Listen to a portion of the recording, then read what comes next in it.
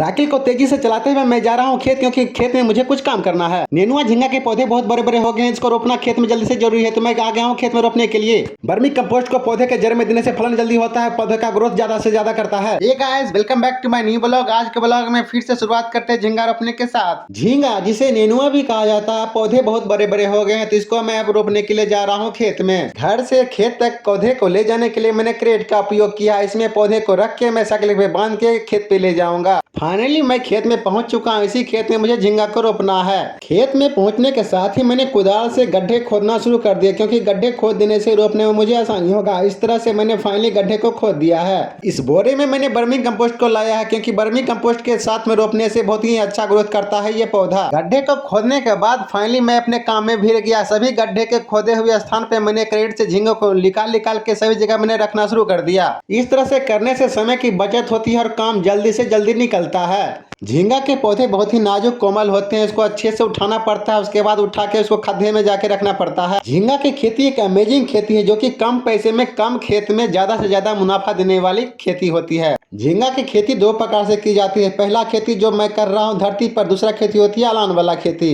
अलान को लगाने के लिए बांस और रस्सी की जरूरत पड़ती है, मचान की तरह बनाना पड़ता है। और इस तरह से फाइनली मैंने झींगे के पौधे को सभी गड्ढे के पास में रख दिया। और अब बारी है रोपने की, तो मैंने बाल्टी में वर्मी कंपोस्ट को निकाल लिया। वर्मी कंपोस्ट बिल्कुल हल्का और फ्रेश होना चाहिए, ताकि ग्रोथ ज्यादा करे इस पौधे को। तो मैंने खुरपी ले लिया और मिट्टी को हल्का कर दिया। उसके बाद झींगे के पौधे को उसमें रख दिया। ऊपर से हल्का हल्का मिट्टी देने के बाद वर्मी कंपोस्ट को भी डाल दिया। इसी तरह की प्रक्रिया करके मैंने पूरे खेत में झींगे के पौधे को लगा दिया है। झींगा को लगाने के बाद पानी देना बेहद जरूरी होता है, तो मैंने पानी को खोल दिया है, पानी में पटा रहा हूँ। इससे पौधे जल्दी से जल्दी लग जाएंगे और पौधे सूखेंगे नहीं। मैंने इस फसल में कोई भी खाद का प्रयोग नहीं किया है, बस वर्मी कंपोस्ट का प्रयोग किया है। खेत पटाते हुए शाम हो गया और फाइनली हमारा खेत भी पटाया हुआ हो चुका है। आगे का वीडियो जब झींगा फटने लगेगा तब आपको दिखाएंगे। राधे राधे।